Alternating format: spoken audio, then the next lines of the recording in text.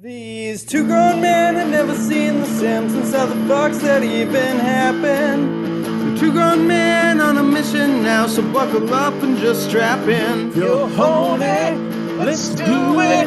Ride it, my pony. My saddle's waiting, coming, jump on it. These two grown men had never seen The Simpsons. It's America's Barley Basket. Hello, everybody, and welcome to another episode of America's Barley Basket. I am Marlin Wells. Beside me, Nathan Folsabach. Hello, Nathan. Hello, Marlin. How are you today? You know, I'm better now that you revealed some shocking truths about the animal kingdom to me just seconds before we started broadcasting. I like to educate, Nathan. Yeah. You know, when I see a duck, I don't think, hey, that's just a uglier, stouter goose. But nope, they're defying the goddamn laws of nature. I never. Yeah. No. I revealed to Nathan during our kind of warm-up chat here that a duck's quack does not echo, and scientists don't know why. That is, yeah. What do you think's going on there? Are they like phantoms? Or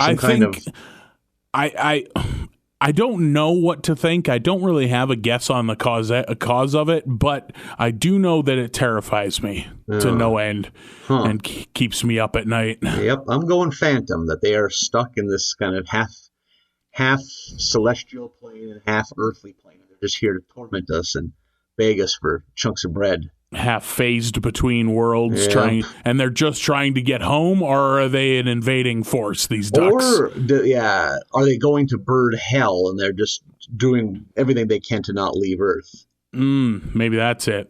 Yeah. They have unfinished duck business. Exactly. There's more chunks of bread to There's more enjoy. bread. Yeah. There's more parks to shit all over. Well, as long as we keep them around in the meantime, I'm fine with it because they are delicious. That is true. That is very true. Love me some duck. I'm going to take back what I said about ducks. They're a tasty treat. Yeah, they are a tasty treat. Yeah. Speaking of tasty treats, I think we killed it on that genuine pony. Very sensual, Marlin. Oh, yes, absolutely. I am sopping wet. Yes, I can hear it, the drips. Sometimes it's a steady patter, which that's troublesome, but hey.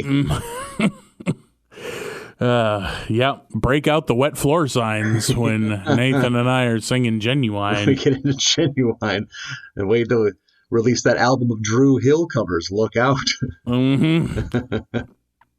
Careful. Keep a towel handy.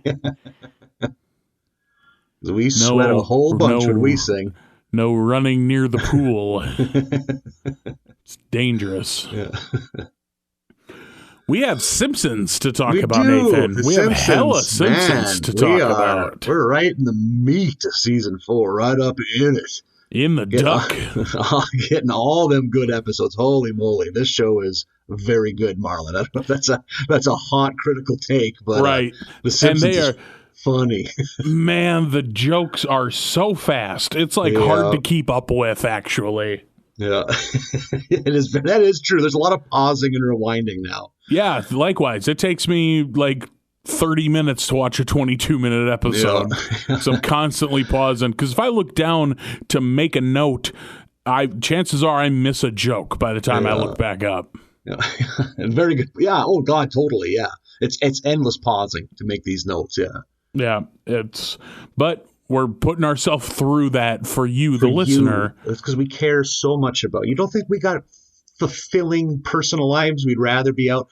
We don't think we'd rather just knock these episodes out quick and go, no, I gotta say no to so many personal engagements because of this so podcast. Many social activities. Oh, it's endless. Hey, so that I can show up here. Let's go kiss. I'm like, no, I don't have time for smooches. I want to smooch the ears of our dear listeners. That's what I want to do. That's all the smooching I will do, ma'am or sir. Now, if you'll excuse me, I'm going to go find a pair of sweatpants and record a podcast. I'm a professional. I have to go exchange sweet nothings about a 30-year-old cartoon with another doughy basketball-shorted fellow. Oh, today's episode we're jumping into is episode 13, Selma's Choice.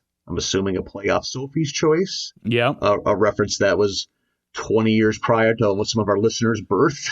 But Yeah. it was a movie with Meryl Streep. Mm-hmm. I think it won a bunch of awards. Go check it out.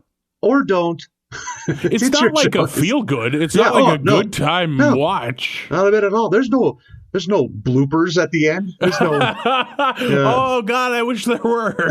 I want the Sophie's Choice blooper reel, a la Smokey and the Bandit. Yeah, Betty Hill music playing as Meryl Streep trips walking out of an abortion clinic. Little slide whistle, just.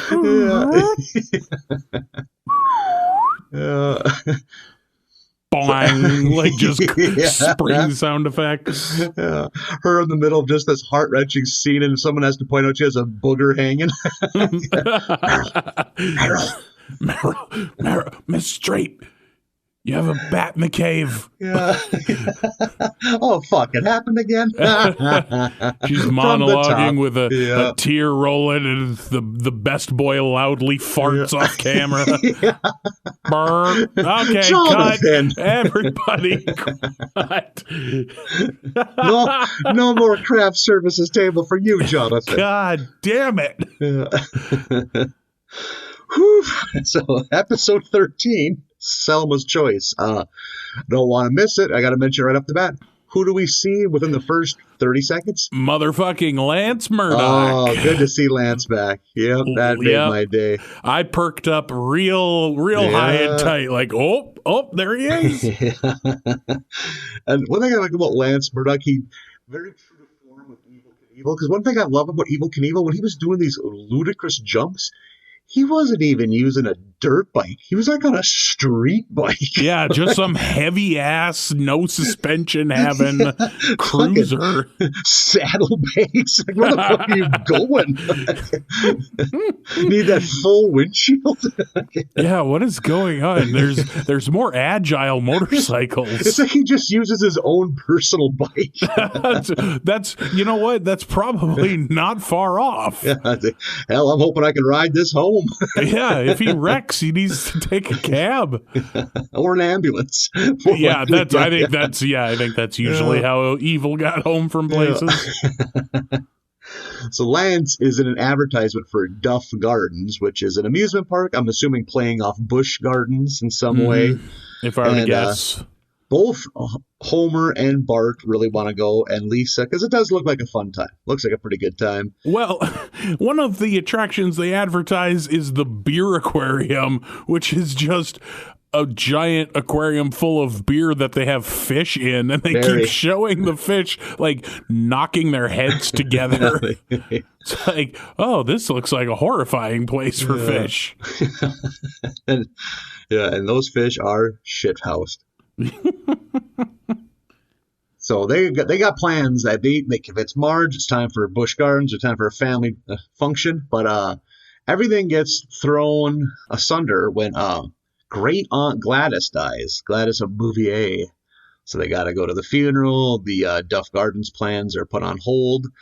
And Patty and Selma ride with in their station wagon. We really see the station wagon get some work done. They have that thing packed to the gills. And yeah, the kid's in the way back. Yeah, I made a note of that. You know, it's one of the plus for you and I not coming from big families.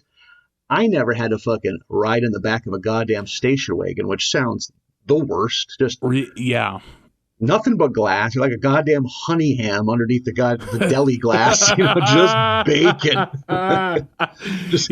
Not only is it uncomfortably hot, no doubt, but you're also like on display in a weird fishbowl way that I would find very uncomfortable. Any creep that pulls up behind you, I don't need that. I don't need that in my life. Yeah, you're just trying to enjoy your ride and somebody's waving their dick at you in traffic behind you. They shouldn't be doing that. And I mean, let alone if it's a child. Throw that out. They just shouldn't do that at all. That's not safe driving technique.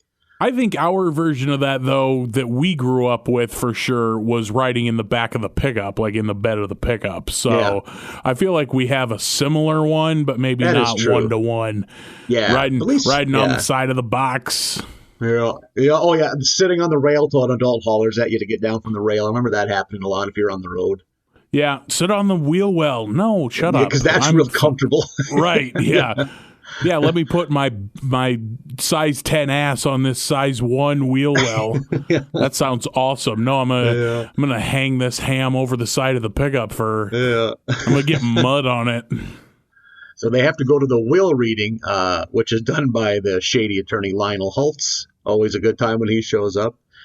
And Aunt Gladys gives away her worldly belongings. Patty and Selma get the grandfather clock, and she gives them like a premonition to not die alone, like she did. Do not die alone. And Patty, of course, true G to the bachelorette lifestyle. She is. Fuck that Fuck noise. that. I got a grandfather clock. Yeah. But Selma wants a baby.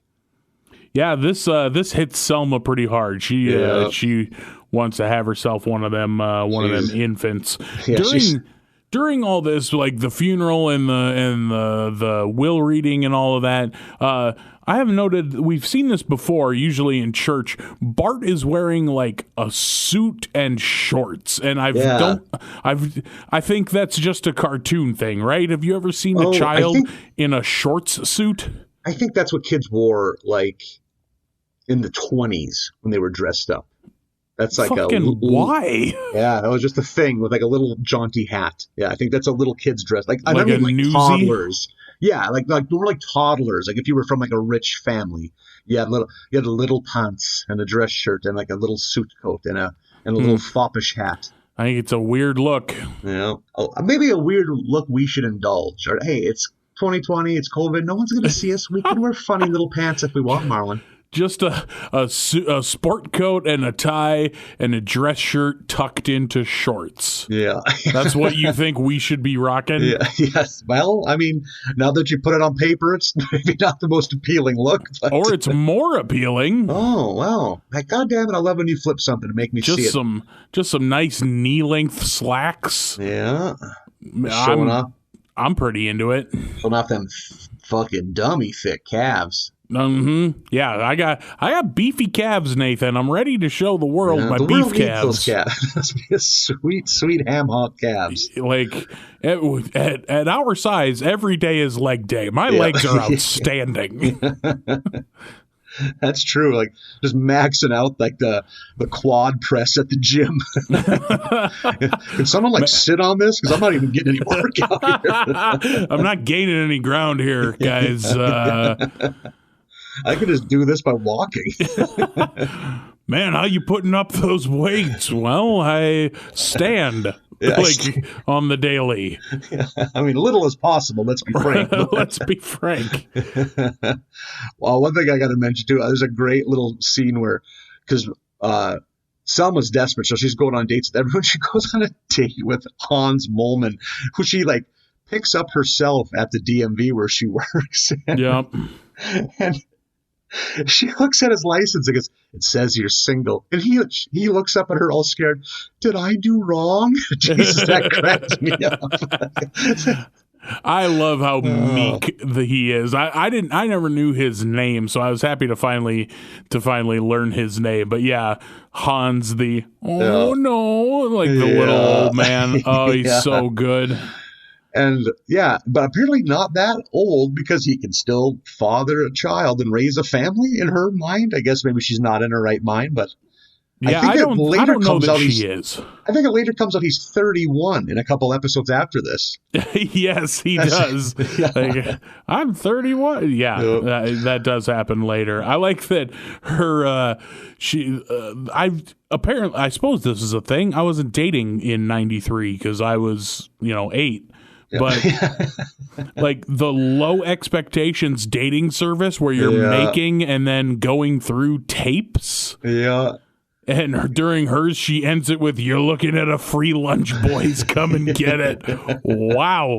Okay. Yeah. That is, she really hangs it out there. Yeah. Right in the middle, towards the tail end of a still pretty big AIDS epidemic. Yeah. She's really... A little risky business from Aunt Selma there. I'm going to change my Tinder profile to read, "You're looking at a free lunch, girls. Come get it." She's taking all sorts of strange nut. Who knows what could happen? Could get pregnant, could die an agonizing death in 2 years.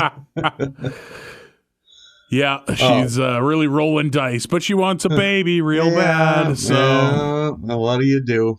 Well, one thing I need to mention before we move on, there's a scene, so I don't even know who it is that does it, but are we finally now in 2020 at a point when old white people, when they pretend to rap, do they still start it with, I'm insert name here, and I'm here to say, because holy shit, that's a trope that needs to die.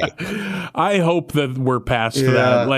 Like watching, because it happens a couple of times in this batch of episodes. Yep. Oh, man. I like to think that they were making fun of it back then. Yeah. Oh, man, I don't think so. Maybe, but I don't think a bunch of 40-year-old white dudes on the Simpsons writing team were really delving too deep into hip-hop culture. I don't think they were being that subversive about it. Let's talk about raps. I really had convinced myself that they were making fun of it, but I guess not.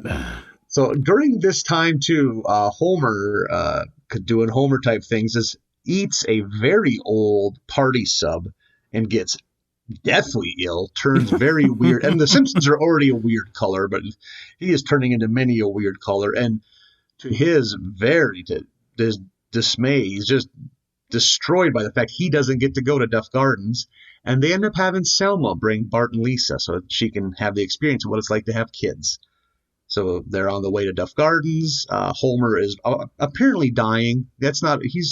I think Marge, great wife, great mom, maybe should have cared a little more. He should have been in an ER. Like he was in rough shape. The man was eating a several months old, clearly rotten sandwich. Yeah.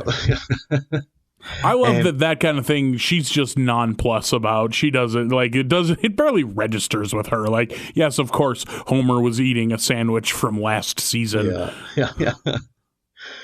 And you quickly can tell where this episode's going to go. That bringing kids to a giant-ass amusement park has got to be a recipe for terror as a parent. Just hot kids screaming everywhere, standing in line all day. And, of course, the Simpsons kids, being who they are complete peckerheads the whole time.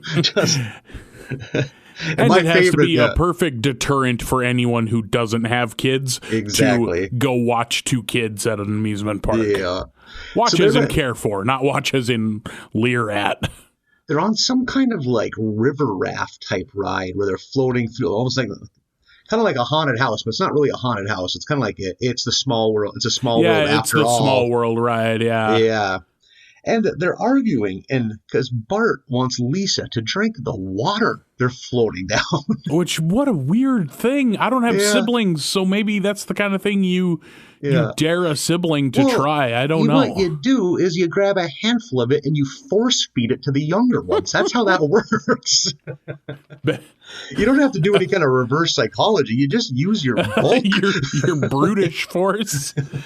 Have you had some questionable water force fed to you in your life, Nathan? Yeah. Yeah. Oh, I did the force. I didn't know that. Like, I didn't use reverse psychology to convince my brother it'd be a good idea for him to hit himself. I wrestled him to the ground, overpowered him, and hit him with his own fists, because that's what families do. Fucking siblings are weird. And then mockingly asking why you hit yourself. Course. Quit hitting yourself. Aren't you bummed you missed out on that? Well, I didn't really miss out on it because I did go to school with other children, so... That is true. They saw that you had too much joy in your eyes, so they beat that out of you. You know, we did all the classics. They just weren't sibling related. The typewriter on the chest and the twist your arm till it turns red that I don't want to call it what we did, and and just kind of generalized wrestling. The occasional Hertz donut. Yep. I definitely once during some manner of playground skirmish was like kind of wrestling with this other kid who apparently had enough and stabbed a pencil into my thigh. Like that was a good lesson. That's escalating. As a kid, right? That's escalating. That's a foreign object. The ref needs to get him out of here. That's slick through it to him when the ref wasn't looking, and we still had all the classic shenanigans. And while they are on this ride, Lisa, because Selma gets frustrated and tells Lisa, drink the water, and she does. And for some insane reason, the river appears to be pure liquid LSD. Yeah, and she just trips balls. Which, not cost effective for the Duff Corporation. Not one bit, but she is flying high. Goes through quite a yellow submarine sequence, which is pretty funny. There's a parade with goofy costumes, so when you're that completely cooked to the gills, that's got to be the time of your life, or terrifying. But she seems to be in it, which is good. You ever drop a bunch of LSD and go to a parade, Nathan? Go to a beer themed amusement park. No, I think it's coming up on my bucket list. And during this time, Homer still sick, but he's kind of getting better. And Marge, ever the doting spouse, is like taking care of him, and she rents him some movies. And one of them is like a softcore porn, which that warms my heart. Yeah, a Hercules themed softcore pornography.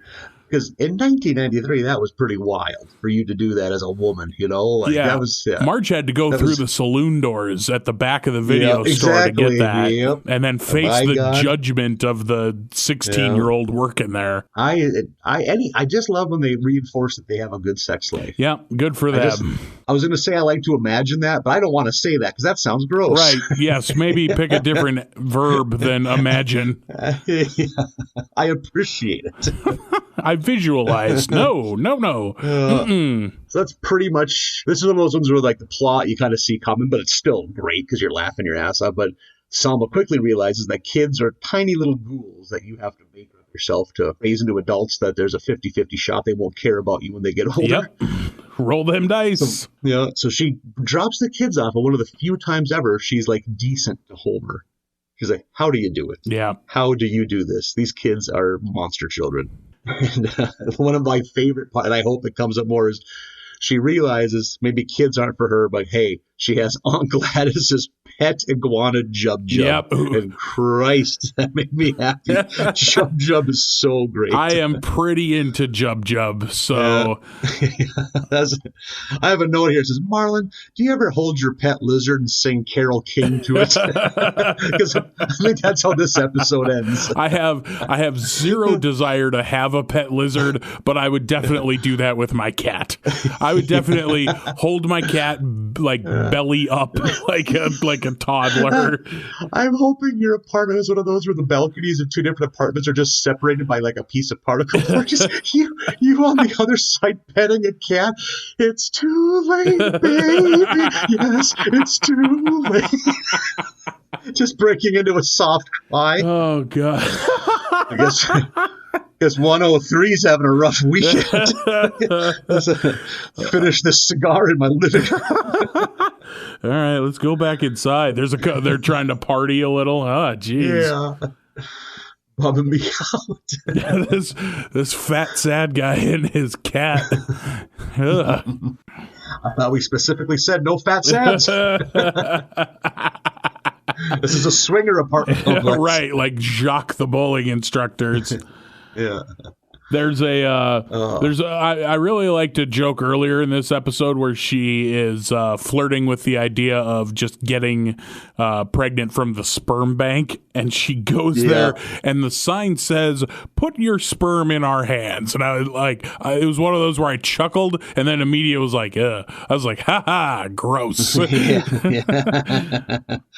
Yeah. And I like that during that sequence at the sperm bank, it's revealed that like Barney is apparently there all the time and has fathered so many children in this town. Yep. Again, a town that is small enough to have a volunteer fire department has a sperm bank that is apparently wildly successful. And top tier corporate sponsored amusement park. Yes. I have a note later, I think it's during this next episode, of one of the things Springfield has where I'm like, excuse me? Yeah. Why don't we tackle that next one? Episode 14 is Brother from the Same Planet. I have noted that I do not understand the reference, if that is supposed to be one. The only thing I can think of is playing off of Brother from Another Mother. That's I thought that too. Closest I can come. I don't know. That's that's a step, Simpsons writers. That's a big old step. Right, You're that would be a expecting us to take. stretch. So, Yeah. Bart is at a soccer game. Nelson is like wearing a jean vest over his soccer uniform and smoking the whole time. I'm like, okay, yep, sure, this works. 1993, man. I'm assuming that's supposed to be like a reference to like Bad News Bears, like the kind of like the bad kid, the juvenile delinquent that joins the team. Sure, yeah. They're going for something. I just don't know what it is. Yeah, I probably didn't catch that, but yes, I would believe it if you told me that. I'd be like, yeah, that seems like a Bad News Bears thing. So Bart is waiting for Homer to come pick him up. The rest of the kids are going to go sneak into an R-rated movie, which I thought of you right away because I know it's a favorite of yours, and they're going to go sneak into Barton Fink. Yeah, that cracked up when they're chanting Barton Fink. Yeah, a bunch of 10-year-olds. Barton Fink, top 20 favorite movie all time of mine, but not the kind of movie 10-year-olds get jazzed to sneak into. Right, and what do you think a bunch of 10-year-olds are going to take away from Barton Fink? Yeah, no kidding, yeah. How will they be enriched by Barton Fink? A dry Coen Brothers film. Yeah, but a neurotic middle-aged writer. Yeah. If I know anything about a hotel room. 10-year-olds, they love John Turturro. Yeah, big John Turturro fans. They're huge fans. John Turturro, as a quick aside, is in one of my favorite comedies that no one saw, which is called Brain Donors, which I think is from like the late 80s. And it's super outlandish, very cartoony in like a Warner Brothers way. It's like if a Warner Brothers cartoon was cast with real people. Oh, interesting. Like, who are the other names in it? I believe John Turturro is the one name in it. Interesting. Okay. It revolves around like them ruining a ballet. It's fantastic. 1992 is when it came out, but very funny, very under the radar. Kind of much like it's a lot of the like the same kind of humor as like The Villain, that Kirk Douglas Arnold Schwarzenegger movie from around the same time, where it's just, hey, this is just Warner Brothers cartoons except with real people. Oh, interesting. Okay. I can't recommend it enough. It's very good, very slapsticky and dumb as can be. So enjoy it. So Homer, of course, forgets to pick up Bart because he's Homer. And it goes on for an obnoxiously long time. Like Bart is sitting there on the curb waiting for his dad, and then it starts to rain, and then he almost gets hit by lightning. Meanwhile, Homer is just like in the bathtub enjoying himself and keeps having like, I think I'm forgetting something. And finally remembers that he needs to go get Bart. Goes running out the door straight from the bathtub, so completely in the buff, runs out the door, and you hear Flanders say, "Hey Homer, I can see your doodle," which I got a real good laugh at because I do love Ned Flanders a bunch. Yeah, no kidding. Yeah, I love that. I can see your doodle. That's I'm gonna add that to my daily vernacular. Yeah. Like he was doing him a favor, like Homer didn't know he was naked. Right. Like, hey, like just a heads up. Like telling your buddy his flies down, like on the sly. Yeah. I like Homer is comfortable enough in his masculinity to take a bath. Just have a little spa day. Yeah, treat himself. Just a nice soak. Who doesn't like a good soak? I love a good soak. Yeah, I have not reached a shape where I don't fit into bathtubs well. I'm a little bit insight into my life. I'm at that point where there's 80% chance it's going to be a bath. 20% chance that's going to be my tomb. I'm not going to get out. I'm going to die in that tub. Just thrash it against the slippery sides until you tire yourself out and just resign to it. A friend of mine is on her honeymoon down in Mexico right now, and she shared on Snapchat some photos. They have a bathtub on their balcony, and I can't think of a worse thing. Like, I'm not taking a bath out here. Are they in Juarez? No, they are not in Juarez. You really get the sounds of the screams when you're having a bubble bath out here. Yeah. No, Someone just blew up another bus. I understand, like, oh, you can sit in the bathtub and stare at the ocean, but at the same time, no, I'm good. I feel very exposed out here. Yeah. So Bart, Homer finally picks up Bart, tries to apologize with an ice cream sundae, and that doesn't work. He spills it on Bart's head. Bart is pissed. This was the one, man. Bart's not having any Homer's bullshit on this one. They cut to Krusty on Tuesday Night Live as opposed to Saturday Night Live, just bombing. Yeah. I kind of got like a real nostalgia vibe from when they cut to that black and white picture of Krusty as the host, because that was always like one of the interstitials when I was huge into SNL, right around this time, early 90s. So I was like, oh, I remember that. I used to love that show. I was never and am still not an SNL guy. Oh, no kidding. And it's one of those things, much like The Simpsons, I feel like I need to go back to, because it's one of few things that I haven't done that I feel like I really missed something. But you did. I've never been. Yes, thank you. But it's like, where do you start? I've heard the early stuff isn't good. Yeah. Do you just buy the best ofs and know all the hits that everyone already knows? Yeah. Like, I know Lunch Ladyland, is that enough? Or do I need to, do I need to go deeper? Yeah. So, where do you begin? Yeah, that is an hour and a half show that's been on for 45 years. Right. I mean, nothing's inconquerable. We are watching The Simpsons from the beginning. Yeah, so that is true, yeah. If there's anyone out there that has the indomitable will to pull this off, it's you and I. Yep. So maybe someday. I've just never been a huge sketch comedy fan. I like The Chappelle Show and I like Key and Peele. But other than that, I know almost nothing about sketch comedy. Never really watched SNL or Mad TV or Kids in the Hall or Whitest Kids You Know or Living Color. None of that. So maybe I need to try it. The only sketch TV I've ever been into is I really love Monty Python's Flying Circus.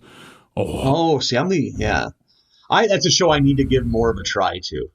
Yeah, that's one. At least watch the hits. I'm pretty sure they even have like a greatest hits on Netflix where it's like, here's Ministry of Silly Walks and the fish slapping and the parrot shop. Here's the thing. Look up the Cheese Shop. Easily my favorite of Monty Python's Flying Circus. Just a second. Cheese Shop. I'm writing it on my marker board. Anything with John Cleese. John Cleese is my favorite Python. I think he's fantastic and great in everything else that he's in as well. So Bart's watching this fake Saturday Night Live, and he sees an ad for Bigger Brothers, which is like a Big Brothers Big Sisters type of organization. He decides, since he's done with Homer, he's going to get a father figure from this organization, and he goes down there dressed as like a Dickensian orphan, like with a newsy hat and shorts and accent. He's got the whole thing. Yeah. And they team him up with Tom, who's like the uber mentor. Coolest.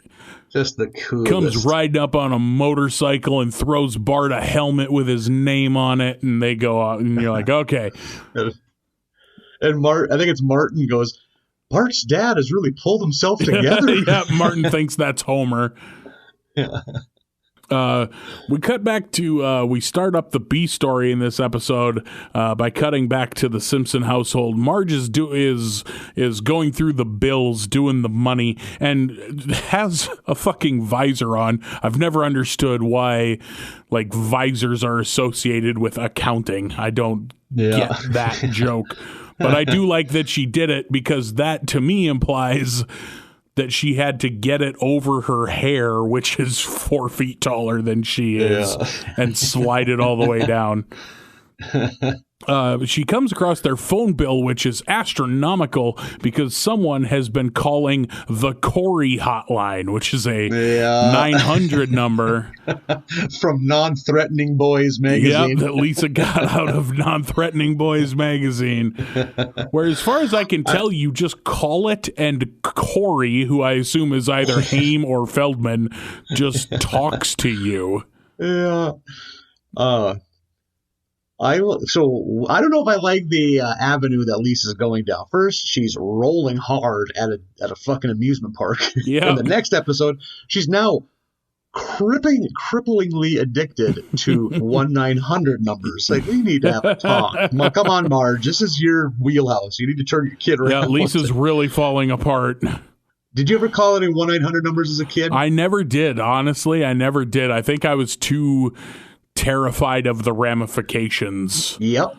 When I was a little kid, there was this ad for talking to the Easter Bunny, and I remember like making that as like, God damn it, I don't care what happens to me, I need to talk to the Easter Bunny. I was a very good kid. I didn't get in trouble a whole lot, but damn the torpedoes of talking to that goddamn rabbit.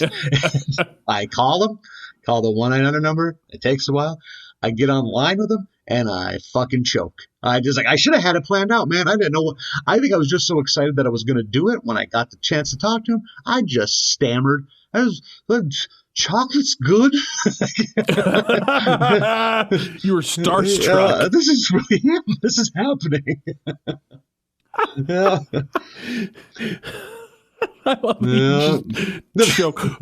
you really should have had a better plan to talk to the Easter Bunny. This story's not as funny when you realize I was 17. No, that story is way funnier when you realize you were 17. So what do you like to do on the weekends, Easter Bunny? Oh, I'm so nervous. So like, what happened? Why'd you need to pick up a second job? Oh, what do you want to talk about, Nathan? Come on, I'm bashful. Tee.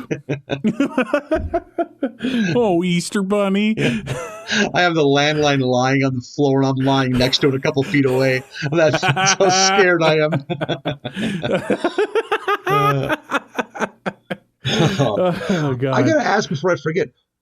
There's a really interesting, like, quick little 15-second scene where they watch a pretty good chunk of Ren and Stimpy. Yeah, that's coming up right here, where Ren and Stimpy, Tom and Bart are watching Ren and Stimpy, and it's not like The Simpsons drew Ren and Stimpy. I think it is just Ren and Stimpy. Yeah, and it isn't like poking fun that I can tell, like, because The Simpsons will get salty, you know. Yeah, there didn't seem to be any shade being thrown. It was just like, here's a clip of Ren and Stimpy, and these two think it's very funny, and that's it. I'm going to call upon our dear listeners. If any of you know what we missed, like what's the ramifications of that, let us know. Like maybe Matt Groening and whatever his name that no one can pronounce is. Creep? Yeah, that pervert. Yeah. Man, I hate that casts such a shadow on Ren and Stimpy. That's a show that was not really part of my childhood at all. We never had cable, so I've only seen a handful of episodes. Yeah, I had to come back to it in adulthood and was like, this is pretty good stuff. I'd have probably loved it if I were a kid. Bet, yeah. That was up my silly wheelhouse, yeah. A lot of real aggressive gross out humor in that show. A lot of boogers. Yeah, I was always more of a Rocko's Modern Life kind of guy. And you got the bill for it. I always liked that Rocco's best friend was named Heifer, that, like a cow, a male bovine named Heifer. I always thought was very funny. Bullying was more prevalent in the 90s. I'm guessing that wasn't his Christian name. You don't think that said that on the birth certificate? Here's your son, Lil Bitch. Aw, Lil Bitch. Oh, little bitch, look at him. It's adorable.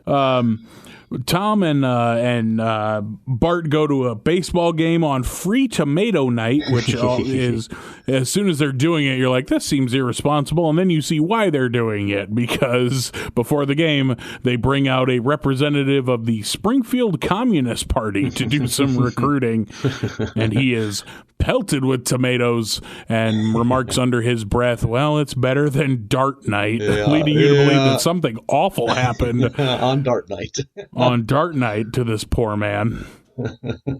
I have here, so they're doing show and tell, and like Bart shows off something cool, and then Milhouse is just like, I have a plastic horse. Nay. It's like, and I wrote down, why was show and tell even a thing?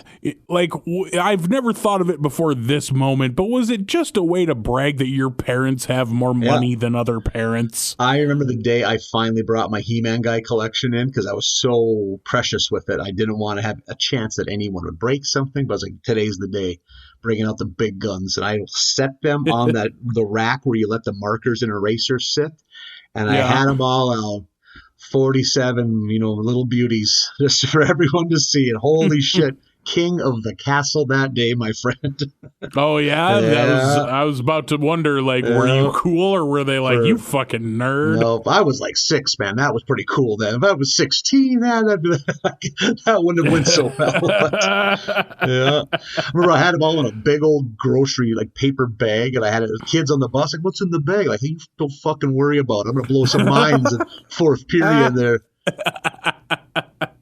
Yeah, I never thought about it until this moment, watching Milhouse have to follow Bart and just eating shit up there. Like, why did we make kids do this? And doesn't he bring like an FBI or CIA level sound displacement weapon or something? Yeah, some neurological scrambler that he shoots Martin with, and Martin has a convulsion.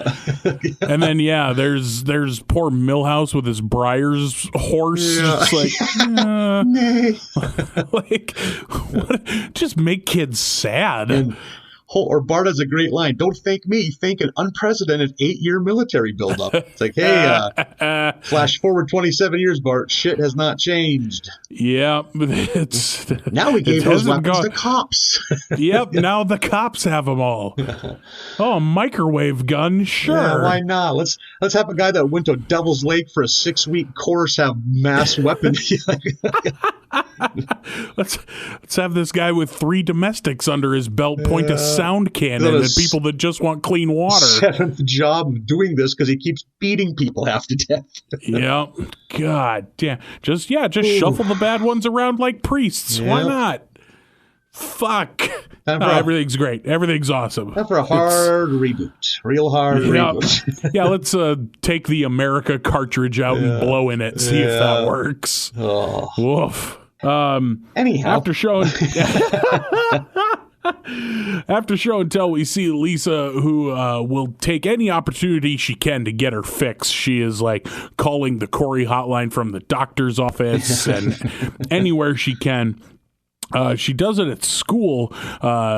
Principal Skinner takes her into a storage room and says, yes, obviously I can entrust you to inventory all this peanut brittle, which I have written down.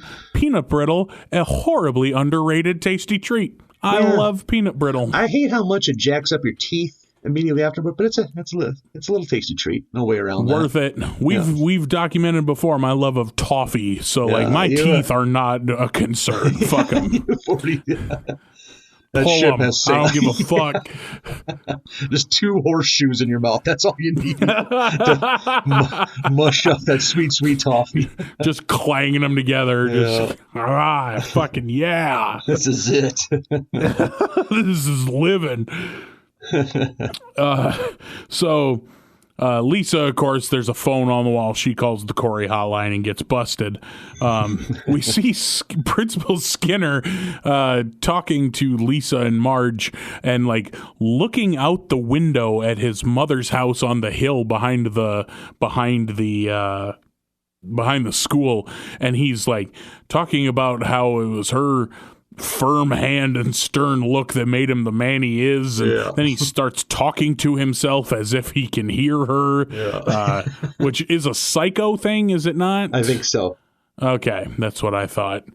Yeah, it's very funny because Skinner is fucking losing it. Yeah.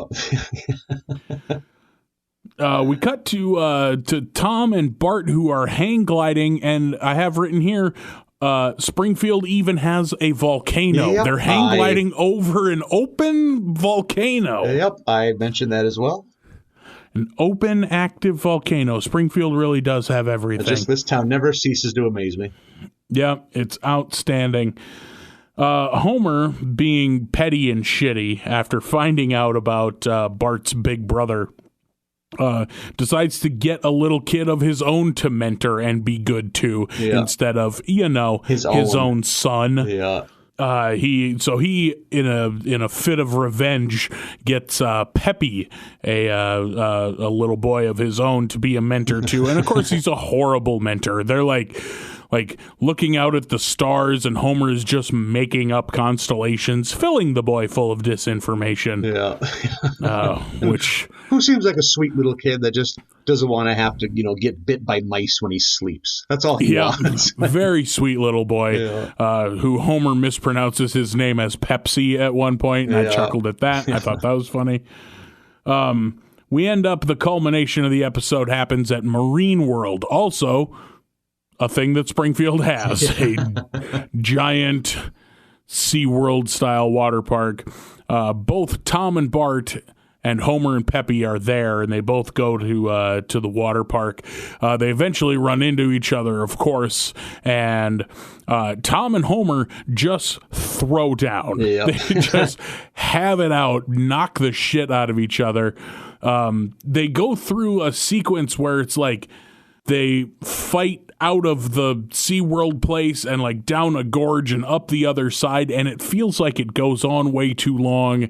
And I have written here, is this where, because I've seen a lot of Family Guy but never Simpsons, and this is where I wrote down, is this where they got Peter versus the chicken? Yep, that makes sense. I never thought of that, but that makes total sense. Like, is that, because I know that I don't know any specifics until now watching through The Simpsons, but I've always heard like, oh yeah, Family Guy apes The Simpsons a lot. So I had that written down. I wonder if this is where that came from. It is pretty amusing though, watching these two go at it. Tom eventually wins, because of course he does. Yeah, of course. And, he's obviously he's in much better shape than Homer. Yeah, he's a beefcake. And so Tom wins and becomes Peppy's big brother. Meanwhile, Homer and Bart kind of bond over Homer giving Bart lessons on how to fight dirty. Yeah. So they have their wholesome moment, and we get our credits. Stepping on people's necks. Yeah, exactly. Yeah, kick him in the back and step on his neck. Yeah, okay, all right. I want to say a little helpful thing to our listeners. Don't ever kick anyone in the head or neck, because you can get an attempted murder charge from that. Only kick to the body. Yep, only the body. Yep. Also, with a firearm, shoot below the knee to avoid the attempted murder charge. Yeah, just spray at their feet. See, we have good advice on this show. Yeah, we should have a call-in show. Our non-American listeners are like, what is happening right now? It's like, Jesus. Yeah, everyone has guns there. Yeah. It's just like Mad Max, but fatter. Fat Max. Fat Max. They can't fit in go-karts, so they got to drive Suburbans. They can't pick up something off the floor without getting winded, and they're mad about it, so they got guns. That doesn't seem like a bad combination at all. No, not at all. On that fun note, episode 15, we are up to I Love Lisa. I loved it. I mean, we're at a point now, I love all these episodes, but I really got a kick out of this one. This one may be my favorite of the batch. You know what's one of my you don't even see him. One of my favorite, very mildly recurring characters is the bickering local morning radio duo. I figured that's who it was. I get such the animosity between those two is so great, but still using the forced energetic radio voices. Oh, warms my heart. the pukey radio voice. Yeah. Just the, hey. This episode starts on Valentine's Day, especially early on. It's a lot of Valentine's Day theme. And it's Valentine's Day in Lisa's classroom. I don't know. I remember this too, like but they seem to make their Valentine's Day boxes like just simple utilitarian little cardboard mailboxes. We got to like jazz ours up. We took it home and we got to make our own. Is that what you did? Ours were always made at home, not during class time, and everybody's was different. I kind of like, maybe it's just age, but I like their uniform. Everyone has sort of the same one on the front of the desk. Yeah, my mom would have appreciated that because I always had huge dreams of making a kick-ass Valentine's Day box with like moving parts. Like I remember thinking in my head, I want a robot where his arms spin. I was like thinking, just an idiot. And then it would be 9 o'clock the night before. I'm screaming, and my mom has to help me put together some ramshackle Valentine's Day box. What is that supposed to be? And then, frankly, you're lucky that if you don't destroy it on the bus on the way there in the morning. It's like a Fabergé egg. Like the bus careening down gravel roads.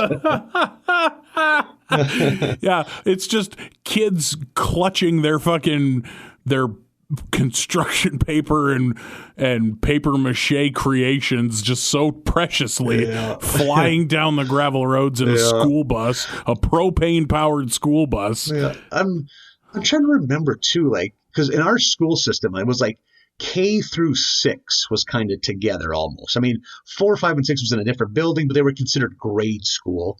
And then 7th and up was junior high and high school. Like, but it was the same here. K through 6 was one building. So did we do this in the 6th grade? I mean, like my nuts had dropped by the 6th grade. Like, I was blasting all the time. Like, gross, sticky Valentines.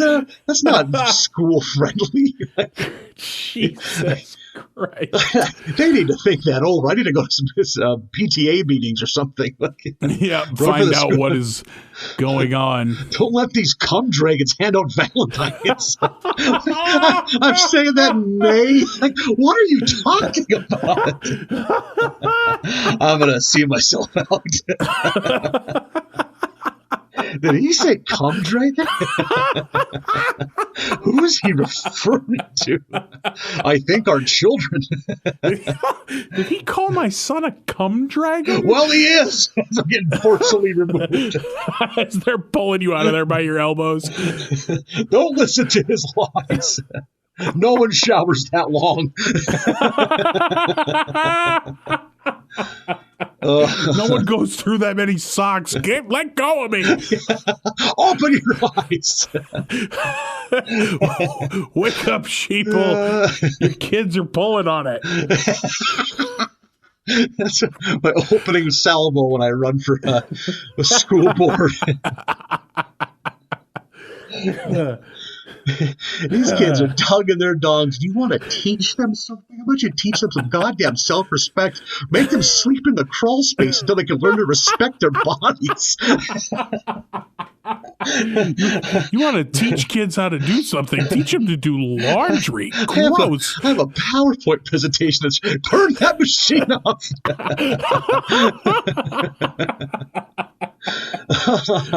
Oh, God. Oh, so we're in Lisa's classroom. They're handing out Valentines, and Lisa notices nobody gives Ralph one, because Ralph is kind of a spaz, as we've seen. I'm probably going to see more of. I think Ralph becomes more prominent as these seasons go on, and Lisa's a good person. She gives Ralph a Valentine's. And it's the you choo-choo-choose me, which has gotten a lot of play on the internet over the years, which I enjoy. I love Ralph. Oh, my God. He's so good. I'm sure you enjoy, too, like that series of mishaps where he accidentally glues himself to his shoulder. Glues his cheek to his shoulder? Or I'm not allowed to have crayons. Or scissors. And scissors, yeah. The kids laugh and the teacher. The children are right to laugh at you, Ralph. Holy shit. I cracked up. Oh, I also thought it was fucked up that no one gave Ralphie a Valentine's Day gift. I don't know if maybe it was a unique thing in our school, but in our school, You had to our give them class, all. you brought one for everybody. yeah, that's how it worked. Yeah. I don't know if it was a rule or if it's just something we did, Yeah. but everyone got one. Yeah. And Lisa trying to be nice. And what happens when you try to be nice to one of the ortho kids? They cling to you. That's how you, yeah. You're, Yeah. you're Lisa. You're not popular. You're not one of the popular girls. You're just trying to get through school without having to do years of therapy afterwards. That's all Lisa wants to do is get into college and be an adult. And then now she's got this fucking mutant clinging on to her like a fucking life preserver in the storm of a social life that fucking he's going to have, like Lisa deserves better. That's why you don't be nice to kids like Ralphie. Just walk past them. I think it's not age exclusive because I worked in a strip club a long time and saw a lot of Ralphies. Oof, I bet you did. Who, like, oh, I think she really likes me kind of guys. Like, no, nobody, not at all. Like, but whatever. I know friends in my regular life who are like that. Like, oh, I'm friends with this girl. I think I might go for it. No. What are you doing? Not going to happen. Don't be a fucking creep, man. Yeah. Go home. That's always a good rule. Go home, man. Go home. Just go home. Get out of here. Go. I also love during Valentine's Day, we have Skinner having a Vietnam flashback to Valentine's Day on the river in Da Nang. Some young, I don't know, private or whatever his rank is making a Valentine's Day for his gal back home and gets cheesed hard. I love, the more we can get into the psyche of Principal Skinner, the better. Yeah. So Ralphie is clinging. He's smitten with Lisa, and Lisa is not thrilled about this. She doesn't know what to do because, again, she's a nice person. And kind of during all this, they're announcing that there's going to be like a special anniversary show for Krusty the Clown. It's almost like his evening, his late night talk show apparently, but the kids really want to go to it, but the tickets are nearly impossible to get, so it just feels like it can't happen. That's where Ralphie Wiggum's father's connections come into play because he's the local sheriff. He gets his hands on a set of tickets, and Lisa's got herself a moral conundrum. Yep. Does she go to this Krusty show that she really wants to go to, knowing that Ralphie is going to think it's a date? Yeah. Or does she stay home, not get to go to this thing? And because at this point, she has told Ralphie that, I just want to be friends. I'm not into all of this. She's done that by this point. And they show Ralphie talking to his dad, the police chief, being like, what should I do? And his advice is horrendous. He tells him, well, you got to be persistent. Just keep trying. No, that's not what you should tell him. I'm guessing if you polled 100 women, 97 would say, don't do the opposite of that. Yeah, that's how we end up with all these tap out t-shirt date rapey dudes, man. Fuck. I was like, as soon as he said that, I was like, God damn it. No means no, you animal. I do like when Lisa agrees to let him walk her home when Ralphie's trying to make small talk. So, do you like stuff? Yep. Not far off from my interactions on a first date. Yeah, I see a lot of Ralphie in me. Kind of an uncomfortable amount of Ralph in me. Time to grow them bangs out like Ralphie. Yeah, I gotta get that long Caesar cut. Holy, I'm picturing that. That makes me very happy. I'm showing about the same amount of scalp that he does too. A lot of space in between hairs. Gotta part them just so. These days. Each hair has 1 centimeter between it. Oh, man, yeah. So, and then Homer, because he's a foul person, decides to take advantage of Ralph's tenacity by having him tar their roof. Yeah, of all the chores to have him do. And I'm no roof expert, but That's a shingled roof. I don't think there's any reason to be tarring it.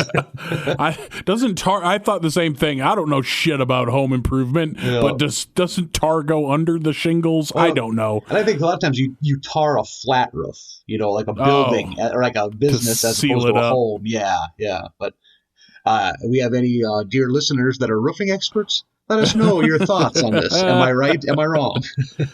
Tell us about roof tarring. Yeah.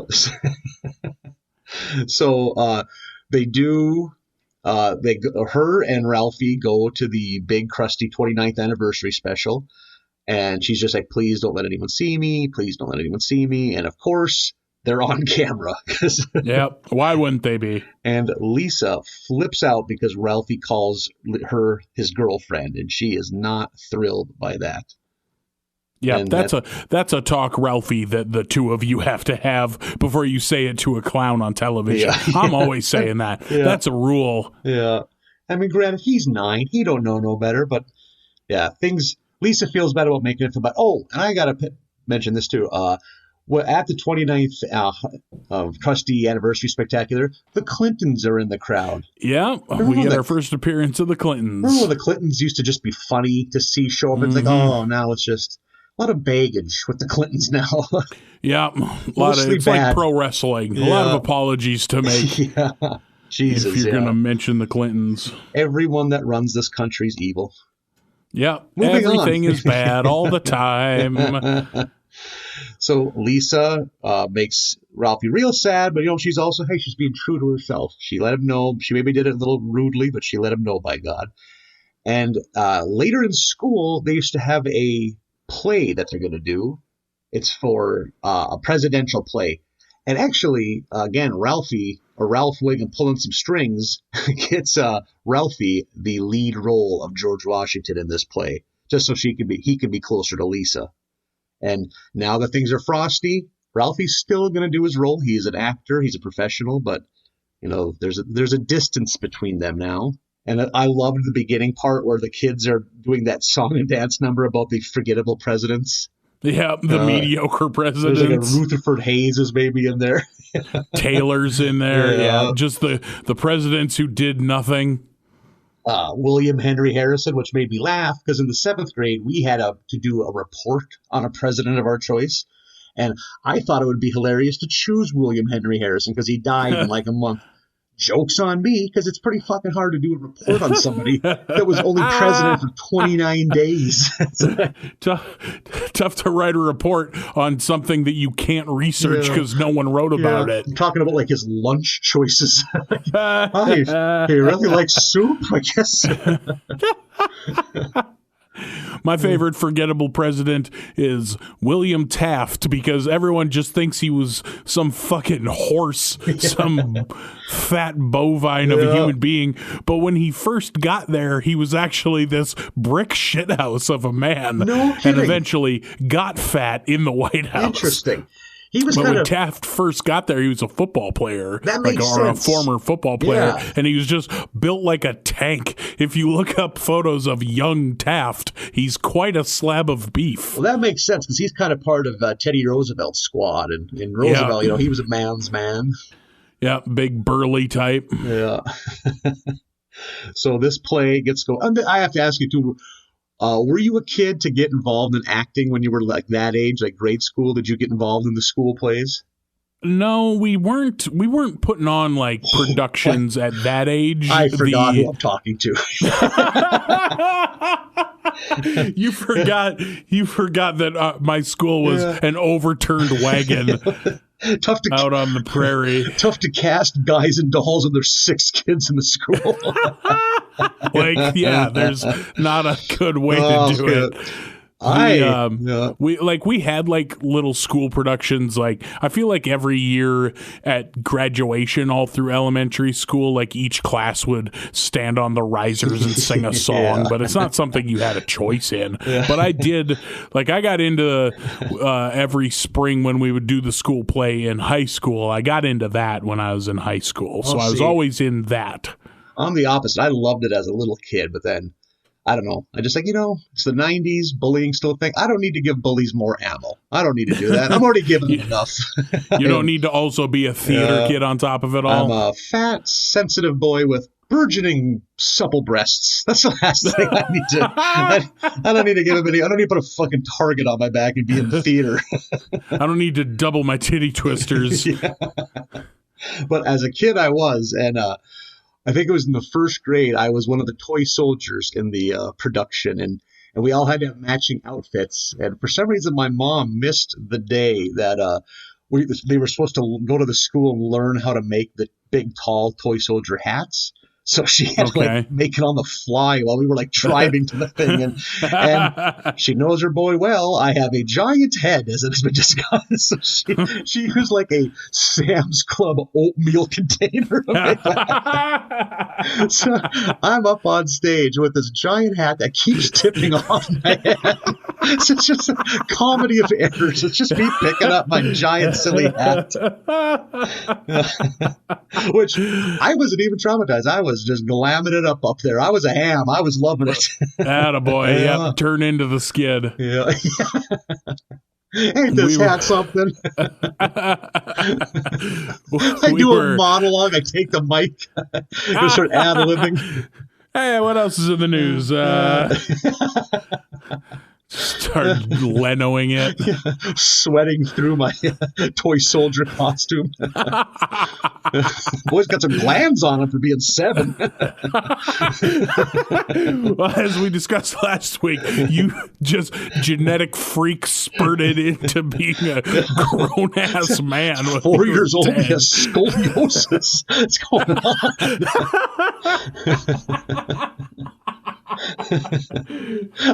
I'm in my kindergarten class picture having all those carpal tunnel wrist guard things on.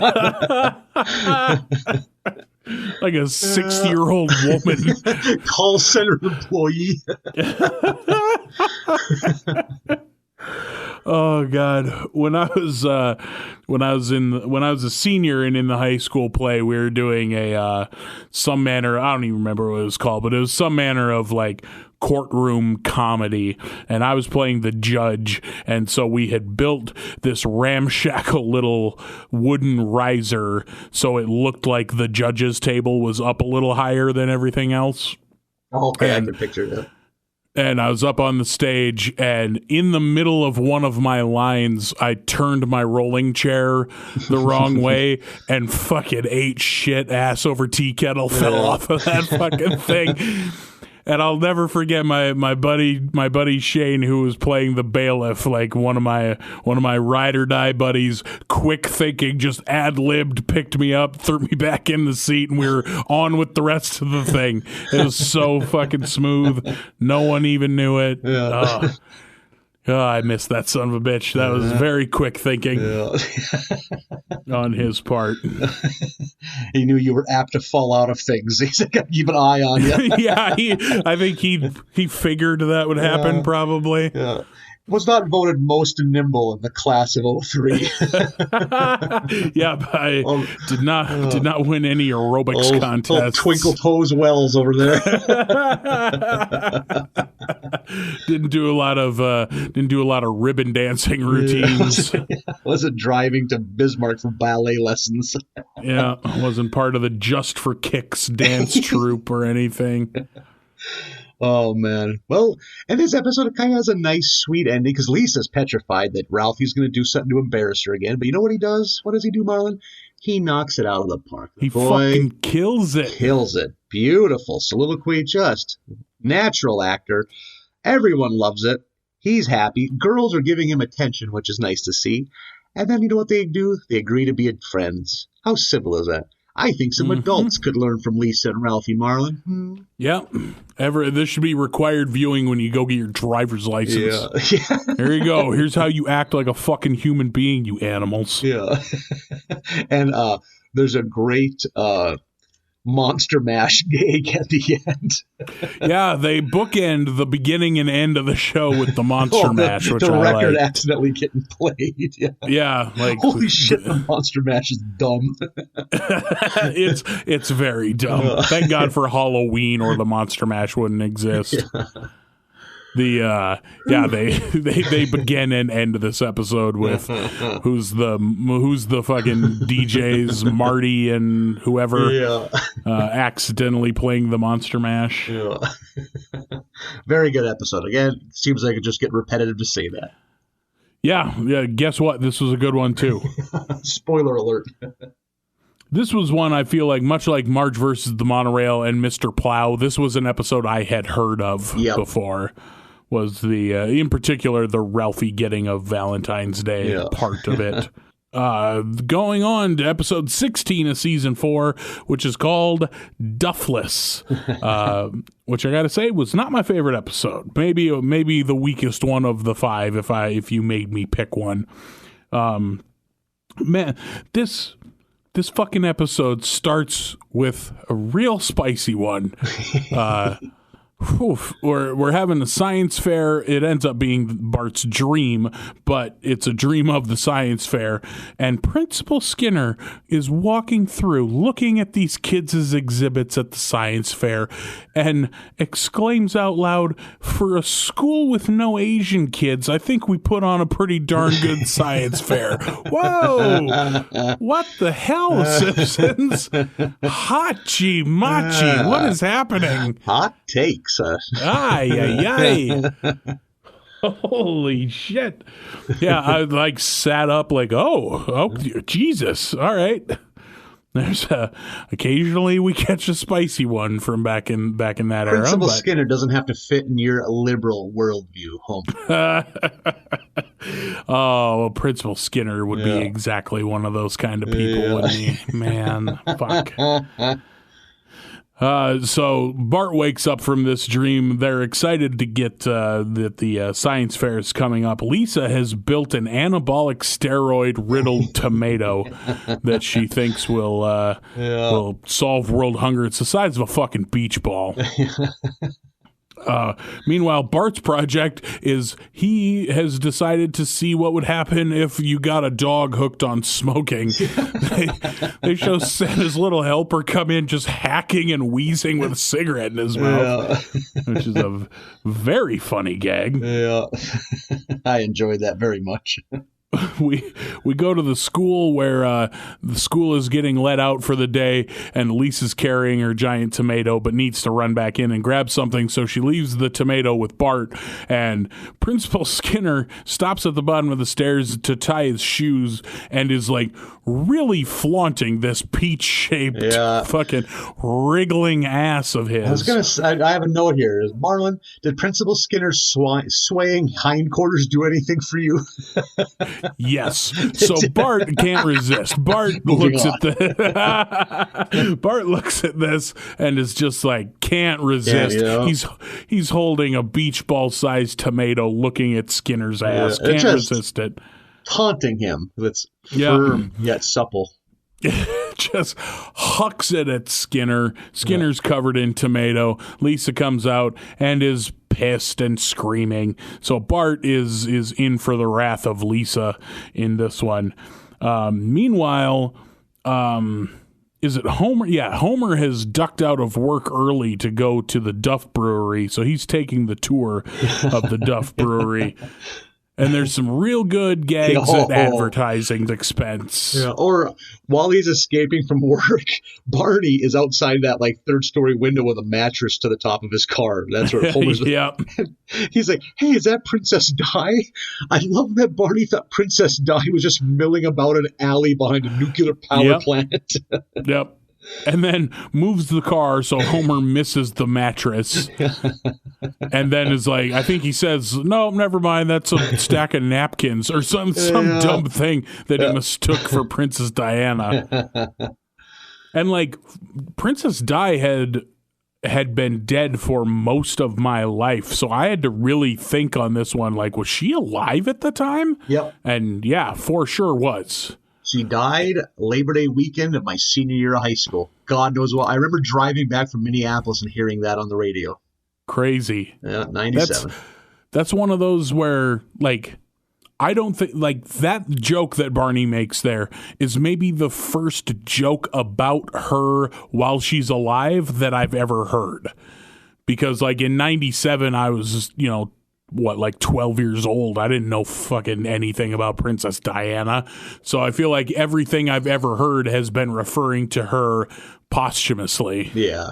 Usually with some reverence, because... Yeah, obvious. Yeah, definitely with reverence. But yeah, it was weird to hear them like cracking a Princess Diana joke. So they head into the brewery, and there's some real good gags about old Duff advertising, especially as it refers to, as we've said before, some of my favorite shit, that like 50s newsreel advertising. Yeah. Like the commercial about like, it just fills your stomach with beery goodness, and it's so good for you. This black and white little animated doctor. Yeah.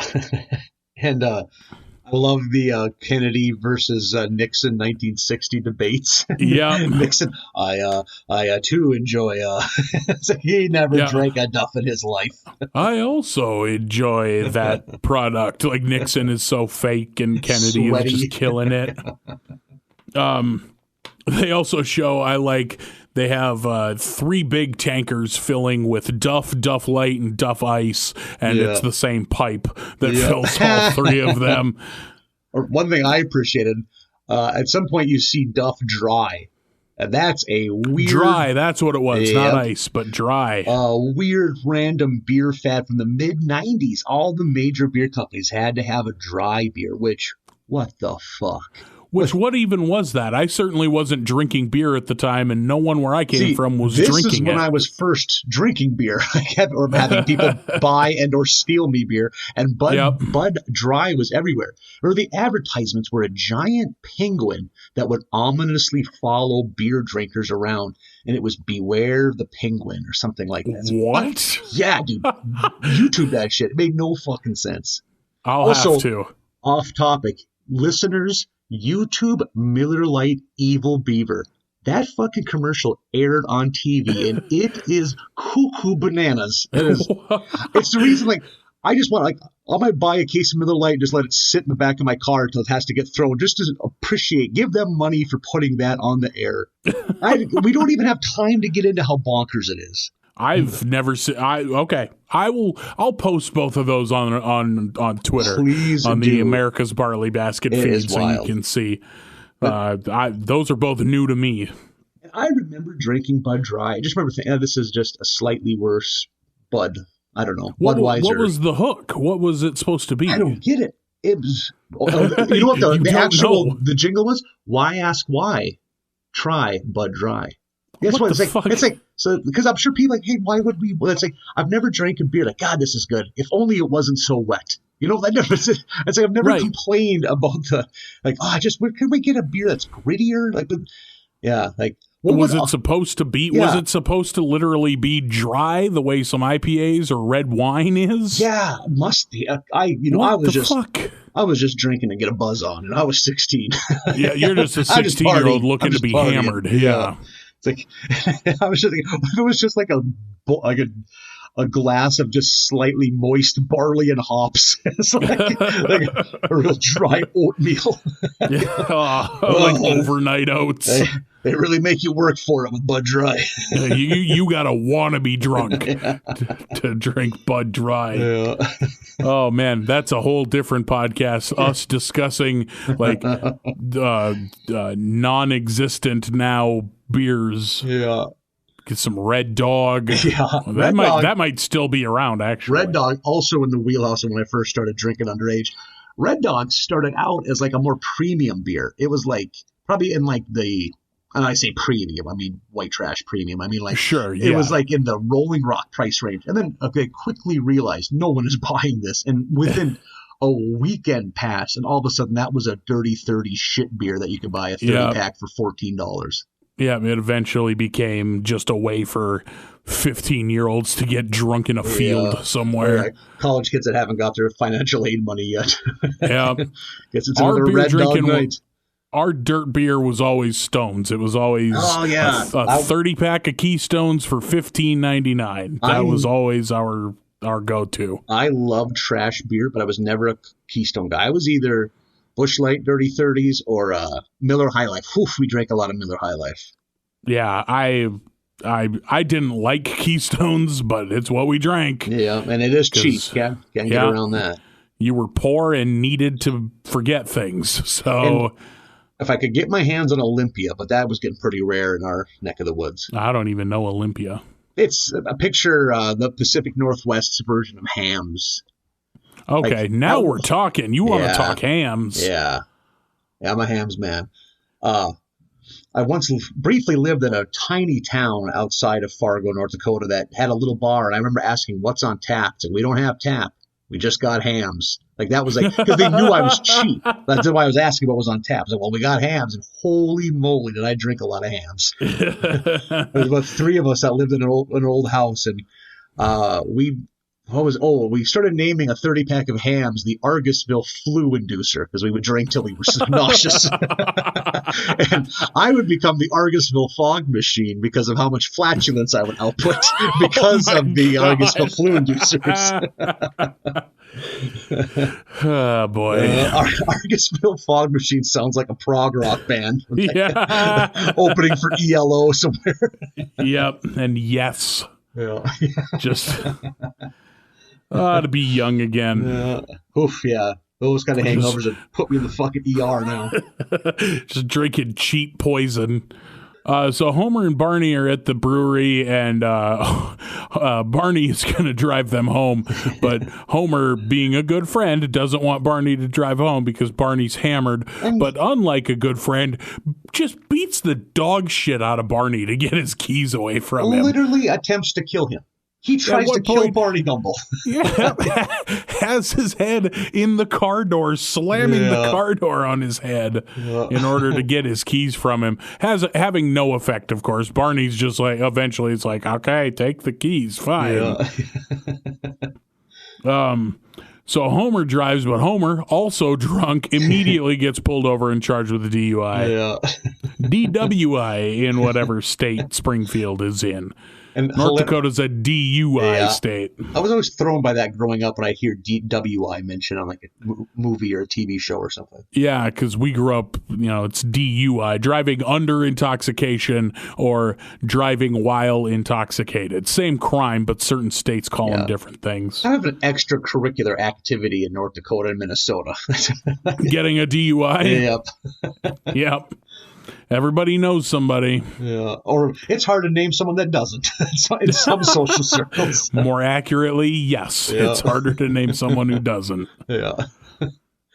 So Homer, go ahead. Oh, and one thing I love, a great side gig, Homer has to start driving Lisa's bike to work. It is so great.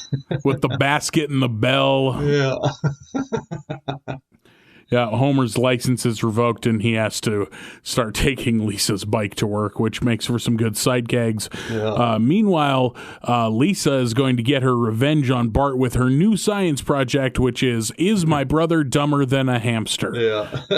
There's a great gag that you might not have picked up on because of your age, but when she's sitting there laughing, like mischievously to herself, and Marge is like, what's going on? And she's like, oh, I just thought of a funny joke I saw on Herman's head. Does that reference do anything for you? Yep, nope, didn't catch that. That was at this same time, a Fox sitcom, which, like all the Fox sitcoms at that time, I'm sure it was a failure. The premise, I remember the ads for it. The premise was, it's this guy, like a 30-something-year-old guy going about his single life, but the different parts of his brain were parts of the sitcom. Like the main part of the sitcom were the voices in his head played by different actors that would debate the choices he made in life. Yeah, pretty high concept. That's a decent concept. Yeah, I'm sure handled poorly because it's Fox, but I'm sure it wasn't good. But to its credit, I think it actually lasted a few seasons, which for Fox's standards was probably the 4th most successful show it ever had, after Simpsons, Married with Children, and Cops. Yeah. Yeah, it's probably still in their pantheon of the best shit. Yeah. So she decides that she's going to try to prove whether or not Bart is smarter than a hamster.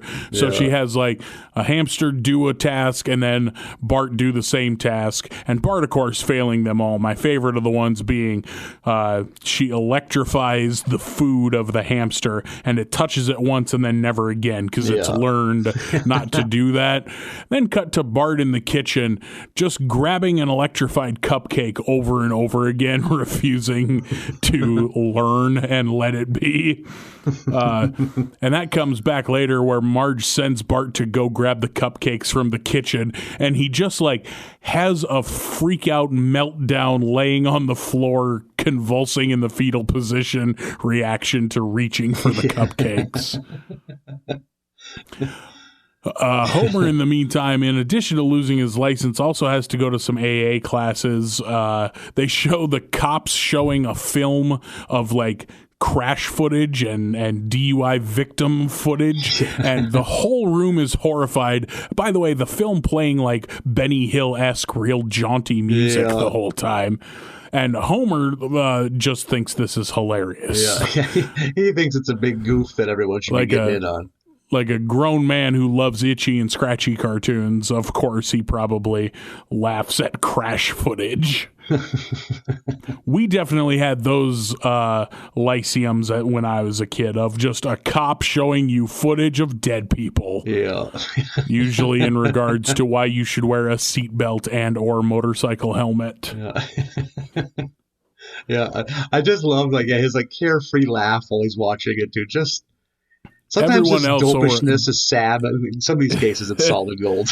Someone in that class watching it throws up in their mouth and has to choke it back down. Yeah. So Homer thinks this is great. Yeah. We go to the AA class itself where Flanders is there. Of course he is.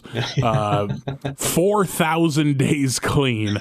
And his flashback of what he did to get there is, of course, nothing because it's Flanders. Yeah. He crawls into bed after having one drink and refers to someone as an old biddy. Was it a blackberry brandy? Is that what he had? Yep, a blackberry brandy. He refers to someone as an old biddy. Refers to someone as an old biddy, and then it fades back into him telling the story, and he's just like clutching his own shoulders, like, "Oh, I was an animal!" Like he's so ashamed of himself for the smallest nothing shit. Much like when they were at the marriage counselor up at that cabin, and he was there, and his big crime was like nothing, you know. Very true. Very also, Flanders, we know, can mix a cocktail that'll get you shithoused in one drink from that one other episode.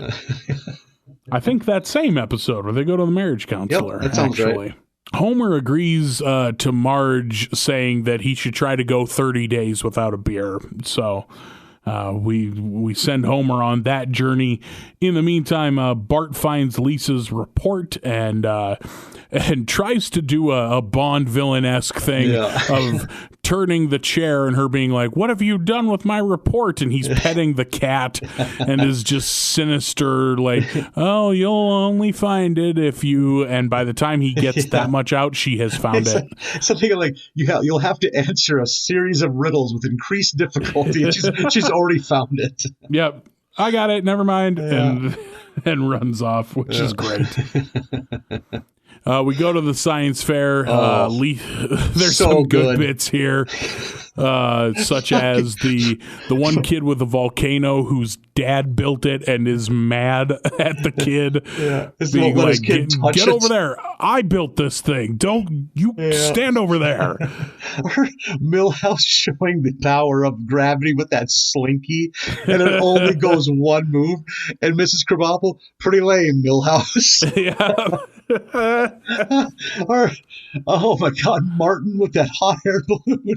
That Nelson shoots down immediately. His booth. I think it says "Wasting Squirrels with BB Guns." Wasting Squirrels with BB Guns, painted on a rough wood sign. Oh my God, that made me laugh. Meanwhile, Martin, of course, is like in full costume doing the around the world in 80 days shit. Just like, this is my hot air balloon that'll take me. And Nelson immediately just plugs it. Yeah. I love that that's his booth. Wasting squirrels with a BB gun. Yeah. That's his booth. Just like a couple stuffed squirrels, a couple dead squirrels. Yeah, and it's like just rough, like barn he made it wood. That morning, yeah. Yeah. God damn it. We go to Bart's booth. He is doing a full P.T. Barnum thing. He's got the pork pie hat and the striped suit. His exhibit is whether or not a hamster can fly a plane. So he's got a hamster in a little model airplane ready for takeoff. And Skinner gives him first prize just because it's entertaining. Just because the showmanship of it all. So that's Lisa's lesson is that, hey, it doesn't matter how much work you've put into something. If someone else presents it better. A little more pizzazz. Yeah, you gotta zazz things up a little bit. And kind of in that side story, because of the DUI, Marge has convinced Homer to try to go 30 days without beer. And he's being tested the whole time for sure. They show him riding his bike, and he stopped at a train track, and it's just duff freight cars going by over and over again. But he does make it. He scratches off that. I love that when he scratches off the 30 day on the calendar, he's shaking. His hand is shaking. Yeah. And you presume that he has learned nothing from this because he turns to Marge, and I have the line written down. He says, "Send the kids to the neighbors. I'm coming back loaded." Yeah. And she's like trying to convince him, like, "You're healthier. Yeah, I even found an extra $100." He just grabs it and goes, "Zoinks!" Yep. God, I died. Yeah. Clearly going to spend it on alcohol. And I love that you get to see Moe's true colors too. God, Moe's such a piece of trash. Yeah, Moe's a dirtbag, really. He's very like, welcome back. I knew you'd be back, mister. I'm not drinking anymore. Just a piece of garbage. And Homer is at Moe's and gonna have himself a beer, but looks around at how sad and lonely the rest of these motherfuckers are, and sets it down. Tells Moe, put it in the fridge. I have a date with my wife. He's not gonna put it in the fridge. What are you even talking about? Yeah. And that's a sweet ending of those two riding together on a bike. Like she's riding on his handlebars, and they just ride off into the sunset, singing. But Moe at the end, it's a real dirtbag. Like it's like, "You'll be back, you'll all be back," and Barney's like, "Of course I'll be back. If you didn't shut down, I'd just stay here forever." Yeah, if you didn't close, I'd stay. Yeah. That was like I said, maybe the weakest of this batch, but still a fucking good episode. Weakest of this batch is still the best episode of season 2. Like, if that show's that good now. Yeah, so solid stuff here. I really like the science fair bits. I really like Bart refusing to stop touching the electrified cupcake. Yeah. All good stuff. Now rolling into what would be episode 17? 17. We did it. Everyone's favorite Winger song. Yeah. It's real hot takes from Kip Winger. Perhaps illegal takes. Problematic Winger song. I'm going to assume he wrote it when he was 14. I'm going to give Kip Winger the benefit of the doubt. I'm not going to give Kip Winger the benefit. I bet he was 26 when he wrote that fucking song. We get along so well, but why must you rag on Kip Winger? Well, for what it's worth, Kip Winger is less bad than Kiss. Their weird pedophilic song is Christine 16. That's worse. Just by math, that's worse. You start digging into some of the deep cuts on Ted Nugent's albums. Oh, yeah. Holy Don't shit. do that. That dude should be in prison. Oh, he should be in prison. For fucking sure. Yeah, he's a monster person, even despite his politics. Yeah, the Nuge has an entire deck that you can pick a card from on why he's a piece of trash. Well, the one thing I love about him is he's all rah, military, this and that. He, in an interview like in 1979, proudly proclaimed that he faked shitting his pants at his like draft thing So like, oh, this guy's fucked in the head. Oh, and like, perfect. He was probably, yeah. He put a bunch of peanut butter in the back of his underpants. So he like just reached back there and pulled a bunch of peanut butter out, started smearing it all over himself. So, we can't have this man in the military. Yeah, good stuff. Good stuff. Is he your hero, conservative America? Yeah. A man that eats butt crack peanut butter so he doesn't have to serve his country. Congratulations, Michigan. Yeah. And even if that's a lie, what a pathetic, made-up story to tell to try and make people think you're cool. Right. Yeah, why would you ever tell someone that? Yeah, no shit. You better roll with it. If that's the truth is better than making it up to seem like you're trying to be cool. Like, yeah, man, I did not want to go to the army, so I didn't have the means to get to Canada, so I just pretend to shit my pants. Yeah. Well, that's an unorthodox method, but I guess you're not all dead. Yeah. You didn't serve, so good for you. Congratulations on your resourcefulness, I guess. Yeah, he's like in a Volkswagen Bug in front of the courthouse, and all he has is a jar of peanut butter. Like, well, here we go. Times. I guess we're gonna bird dog this Peter Pan and hope for the best. Oh man, it's a tight slacks I'm wearing, which is with the sweatpants. This is gonna get everywhere. Squish it up over his waistband. Oof, The Simpsons. This isn't about Ted Nugent pretending to shit his pants to get out of an obligation. This is Last Exit to Springfield, episode 17. This probably is known as the Lisa Needs Braces episode. Yeah, I have heard that sentence before, but never knew where it came from. So this episode starts. Montgomery Burns is looking back fondly at the days of when the working man was completely under the thumb of the ruling class. Yep. There's a great flashback of him as a young child. Licking a lolly with his I bet he's wearing little short pants because he is of that era. Sure, probably. He's got he's got very strange hair. Very Dutch boy, but with curls at the end. Little Lord Fauntleroy type hair. Yep. His grandfather is crushing the atom smashing workers who just hit rocks with sledges all day. Yep, that's what they do, and that's how the union got its start. I love that the man being dragged off, who's like, "You watch, someday we're going to unionize, and we're going to take down all you pigs and get what's ours, and then we're going to go too far and become corrupt and involved with organized crime." It's like, perfect. Yeah.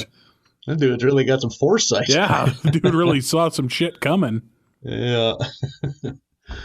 So now Burns, he wants to get back to those times. He's going to figure out a way to strike back at the labor plan that him and his union employees have. And his plan is to remove the dental plan. Yeah, he's targeting their dental plan. Yeah, and knowing that these people are all oafs and complete dopes, he tries to trick them into accepting a keg of beer at each of their monthly meetings in the place of their dental plan.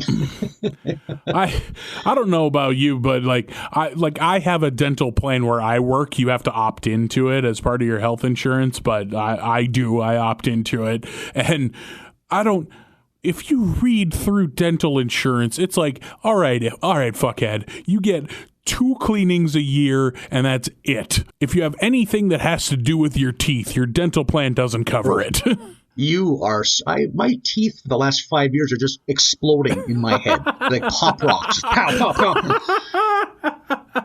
I'm convinced dental insurance is owned by dentists because you know what it does? It lowers the price just enough that you won't fucking shoot up the place. That's what it does. That's what it does. It drops at about $500, so you just put the pistol back in your waist. Okay. All right, assholes. Sell my kids' leg braces, but I need fucking teeth. So dental insurance is a fucking scam. Like even worse than regular health insurance. Jesus, I spent a lot of my adult life going over to. There's a technical college here in town that has a dental school in it, and when you're poor. or you either don't go to the dentist or you go to fucking dental college to get your dental work done. It's like in the same shop, they're teaching dentistry, they're teaching like upholstery work. Yeah. That's like, someone's putting a dash mat in a 77 LTD. It's like, the dentist guy's busy, but I can take a look. Yeah, I don't know. Maybe one of the somebody down in the diesel mechanics program can pull that fucker for you. They got a hydraulic press. Yeah, they got those heavy pinchers. They can get that out of there. Yeah, they got a torque wrench, whatever you need done. They use that same thing you use for pulling off a steering wheel. The claw that yanks up like a bearing puller. Yeah. Yeah. So I spent a lot of my adult life getting dental work done at dental college here in town, and haircuts from the barber school. Boy, howdy. I went from age 12 to 27 or 28 without ever stepping foot in a dentist's office. That is embarrassing. This is 100% true story. When I got my cleaning, she was scrubbing on my teeth with that like plaque blade that they use. Oh God. She was getting, you could hear her getting exhausted and frustrated. She switched hands. So she was jabbing at my teeth and gums with her offhand because her other hand was cramping up. I am not fucking lying. I believe you. Woof. And when it was over, I like ran my tongue. I was like, huh. I'm like, I don't remember these grooves on my teeth. And she listened. It's like, yeah, because that's what normal people's teeth feel like. They get their teeth cleaned. I made a dental hygienist not pleasant, and that's hard to do. They're a very nice bunch. Yeah, very sunshiny people, the dental hygienists that I've dealt with. But I went through a similar thing. I went from 18 to probably 28. I probably made it 10 years without a trip to the dentist. And yeah, you get out of that first cleaning, which, by the way, mine had to be done over 6 appointments. And involved an embarrassing amount of lidocaine. Oh my goodness. That's one thing. I fall asleep during dental exams. I am totally casual at a dentist. Yep. I actually kind of look forward to the relaxation of it. Fuck you. Put some earphones seriously? in. Jesus, I'm so fucking terrified the whole time. Here's my thinking. What's the worst that can happen? You get an expensive bill and a little bit of pain. You go to a fucking checkup. What's the worst thing that can happen? Inoperable bowel cancer. The stakes are so low at the dentist. I don't feel like they're that low. You could come out with a missing tooth. You're going to be in pain the whole time. Oh, bro, I am missing a tooth. I lied to you. I did go to the dentist when I was 24. I had to have some hillbilly dentist out of the back of a truck pull one of my teeth. Because I went to a real deal dentist like, yeah, that'll cost about $1,500. And I had a good laugh with that man because I made $1,500 a summer at that point in my life. I was like, but seriously, what's it going to cost for someone to elbow drop this tooth out of my mouth? Jesus. I am always a ball of anxiety at the dentist, and I will be the first to admit I have zero threshold for pain. Like especially at the dentist, like the dentist looks at me funny and I will whimper. I'm a real soft boy at the dentist. Yeah. Tee-hee. Always pushing your finger into your cheek. Yeah. I want the bubblegum flavor. Oh, these X-ray trays are too big for my mouth. My gums. I get a lolly at the end of this, right? I am such a bitch at the dentist. Yeah. Oh, I'm zonking out usually halfway through it. I'm so fucking tough. Marlin. Yeah, no, we get it. You're a big, tough man. We got it. All right. So getting back to The Simpsons and not my overwhelming masculinity. Homer is in line for his complimentary beer, and a thought keeps popping into his head that Lisa needs braces. Lisa needs braces. And he realized how expensive it's going to be. So he decides that, no, I'm going to take a stand and I'm going to be the new union head. And they're not going to lose that dental plan. All completely selfish reasons. But hey, what he wants is the right thing, but he just doesn't have the right motives. Right. But by God, they're behind him. They're going to get that goddamn dental plan. And let's go to the dentist is amazing. He's like some kind of European. He's very ominous sounding. Yeah, he's horrifying. He's got like a real kind of Dracula Nazi vibe to him. Yeah. And in what is becoming a troubling trend in this season, Lisa is yet again tripping balls off the laughing gas. I don't know what she's going to start running with a bad crowd pretty soon. Always looking to get kicks, get their kicks in whatever way the kids get kicks when they want to get high. Just tripping all the time now. I love that. That's your old madness coming out. The kids are getting their kicks. In ways, my dad has a great story about drugs. He was like 13 or 14 working at like a small town little like corner store up at a lake where I'm from, and just 13, 14, it's 1969, 1970, just a boring Saturday afternoon, and these college kids from the big city show up, and they are obviously fucked on something, and they start rolling in like a gravel pit right out in the middle of like, this open lawn. They're just rolling and letting the gravel pour down their bodies. And the old curmudgeonly owner of the store comes upstairs like, what the hell are those kids doing? And my dad's like, I think it's drugs. Like, drugs! Like the concept just booze. Like, what do you mean? Like just eating medication? Like the idea of like drugs for like fun is just lost on him. Where I come from, I think it's drugs, sir. Where I come from, no one did drugs. If anyone in my town would have been found with a joint, they'd have run them out of town.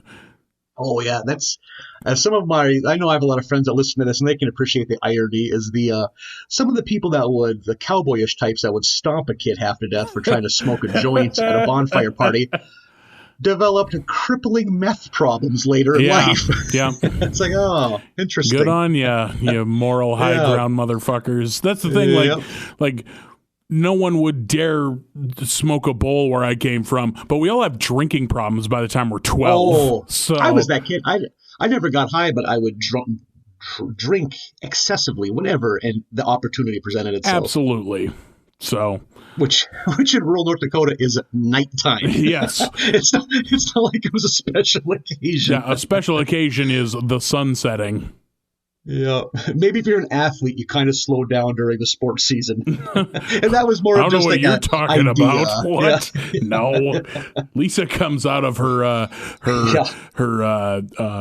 laughing gas fog and does the Jack Nicholson Joker bit that I fucking love so much of the mirror. Give me the mirror, and then just starts laughing hysterically and breaks the mirror. Oh God, I love it. Because that's such a great game too. It's like he shows the first option, the more expensive ones are almost like Invisalign. They're just like you can barely even tell the braces. And then he brings out the second set, just like blow them off. Yep. It's like this draconian, or like more like 19th century practice. It's like literally something off the set of a Saw movie. Yeah, like just this giant leather and metal apparatus. Yeah, it looks like It looks like a bridle almost. Like this Spanish Inquisition torture device. Yep. The Saw, and I literally thought of the Saw movie franchise for the first time since those movies were a thing. What a weird, I think I saw the first and second one, but like, it was just every year, there was a Saw movie every October. I've only ever seen the first one. I've seen the first and second. Not terrible, not great, the first one's kind of cool because it was low budget, and you made something cool for little to no money. Yeah. But just like they made like 7 of them in 6 years. I just picture there's like a factory in North Carolina where like they get laid off until spring. And it's, we're firing up the plant. Got to make that Saw movie. Crank out a Saw movie. They're still going, aren't they? Like I think Chris Rock is in the latest one. Really? I thought they'd been done. Again, I don't pay attention to it anymore. And shockingly, I don't think it ever went the route of direct-to-video like so many other B-list horror franchises do. Yeah, it stayed up that whole time, I think. Yeah. I don't how many direct-to-video Hellraiser movies is there?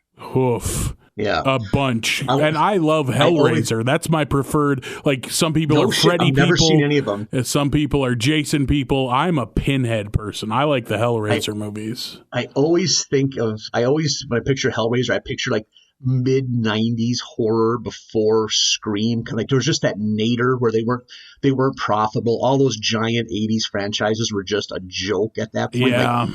Shout out to my buddy Damien, who's probably listening. I remember being like his house, they always had Cinemax, HBO, and they would show like it was like Puppet Master 4 followed by Warlock 2, just these just shots in the dark. Wishmaster 9 like Leprechaun gets a job, like whatever, like just the worst and like franchises that were Yeah, I'm looking at it right now. Saw Spiral comes out in May, starring Chris Rock and Sam Jackson. Shit. Interesting. I remember reading an interview with the guy that edited Fangoria magazine. He's kind of in charge of it. He talks about in the mid-90s, it's like, we struggled for content. Like, we would go months between there being a big horror movie in the theaters. Like, nowadays, there's never not a horror movie you can go to. Isn't that interesting? Yeah, how much that changed. And like Netflix is just chock full of awful horror movies. And I think horror falls prey to that in particular among the genres because they're cheap to make. And if you're writing down recommendations, again, Evil Beaver, Miller Lite, the movie Veronica on Netflix. It's a Netflix original. That's a very good horror movie. Okay, I don't know that one, but I'm excited for October because I do Hell's Wells, where I watch a horror movie every day. So maybe I'll put that one on the list. Yeah. 31 days. It'll be fun. Yeah, you have to let us know how that's going. Yeah, I'll keep you updated. Yeah, tell us the good ones. Probably more so tell us the bad ones. I always enjoy those I'm sure stories. There'll be some of each, so... Yeah. So The Simpsons, remember that? Yeah, we used to talk about them. If you say so. So Homer's got them all lathered up to keep their dental plan together. Yeah, very lathered, these hard-working middle-aged men. And Burns will have none of it. He's trying all sorts of different ways to get Homer to break. He tries to bribe him, which Homer hilariously thinks is Mr. Burns coming on to him. And then reacts strongly to it, like, no, I'm out of here. He's like, maybe I'm interested, perhaps a little curious. I must say no. And then has some goons try to rough him up, but that doesn't get the perceived, doesn't get the effect that he wants. And it just keeps failing over and over again. And then finally, he capitulates to Homer's masterful negotiating skills, which Homer, part of the deal is Homer has to stop being the union head, which Homer celebrates by lying on the floor and spinning in a circle by kicking his feet, going choo-choo. Yeah. Homer doesn't want to be the union head. He does for a hot minute before he finds out what it entails when he has that fantasy of being like a mafia don. Yep. And all those people paying tribute to him with pastries. With donuts, yep. Oh, fuck. Man, this show's so fucking good.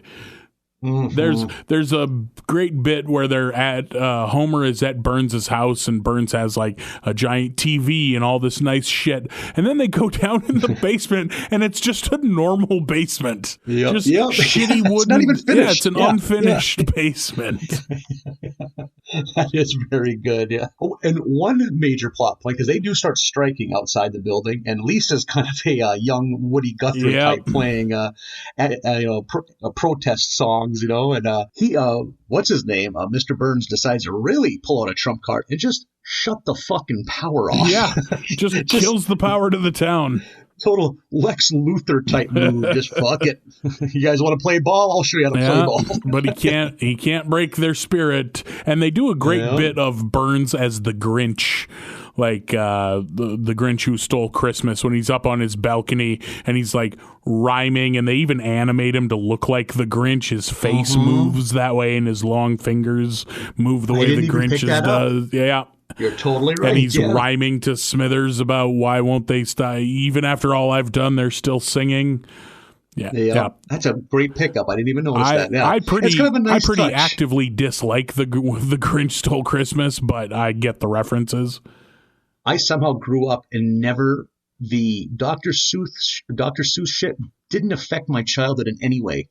I don't know how I missed it all. I mean, I remember the books and shit. I never read them, though. Don't remember it at all. Yeah, I was never, I don't think, like, big into it, and I certainly never saw any of the movies, either the animated classic or the Jim Carrey one, until I was, like, well into adulthood. Oh, now that you say that, I do remember the animated one, but I used to love that, like, once a year, CBS would show those animated Christmas classics. Oh, man. That was my least favorite. I was a Frosty the Snowman, and I was a Rudolph the Red-Nosed Reindeer cat. Not me, man. Garfield one, I love the Garfield one, but like the Grinch was like, meh. I like the nostalgia of it, but yeah. Oh, that wasn't your thing. I am always accused of being like Scrooge-like when it comes to Christmas, but I do like Christmas and holiday season, but man, I can't stand any of the shit we do for it. Like Rudolph, Frosty, Grinch, Elf, any of the fucking music. I hate everything around it. I'm not if you can get someone in the church that can hit those high notes, I don't mind. Oh, Holy Night, but man, yeah, the rest of it, it's like, wake me up when it's time for some, aggro Easter shit. You know, get some of that Old Testament anger out. Yeah, I'm gonna go hard on this ham. Yeah.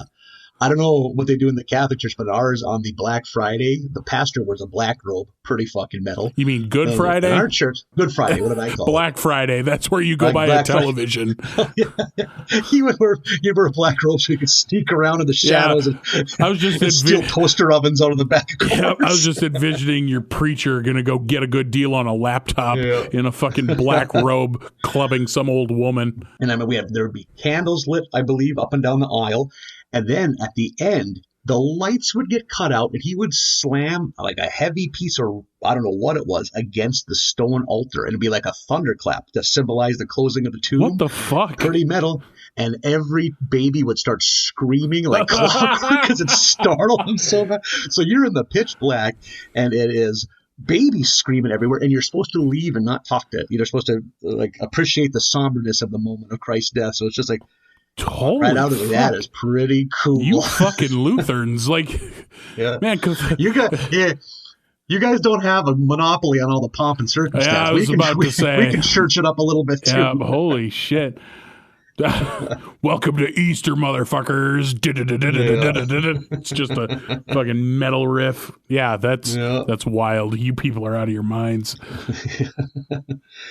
So Mr. Burns is moved by, I kind of appreciated their union solidarity too. They're all sitting there. They're not going to let the power being out stop them. And he realizes he's up against a force greater than them.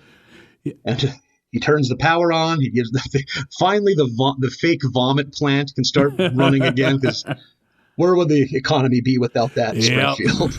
Got to make those Spencer's gifts. Yeah. So, yeah, that was Lisa gets the non-creepy looking braces, too. So, yeah. Yeah, with her dental plan. Positive episode. Yeah. There's a lot of positive episodes in this patch. Like, yeah, they end nicely. Everything feels good this time around, which we could use today. So could we ever? Well, Marlin, I think we did it. We did it. Another batch is in the bag. We're so fucking good at this, man. We are. We're killing it. We're just hitting our strides, Could do this podcast in our sleep. We don't, but we could. No, I mean, I was sleeping an hour and a half ago. But so we will wrap up season 4 next week. It's one of these that works out perfectly. There's 5 episodes left. So, and we do 5 per batch, as you already know. Next week, we will do episodes 18 through 22 to wrap up season 4 of The Simpsons. And then it's on to 5. Who knows what 5 has for us? I got a hunch. Going to be pretty fucking good. Yeah, odds are good. if I were a betting man, which I am. Yeah. As I am doing, to the detriment of my well-being. Yeah.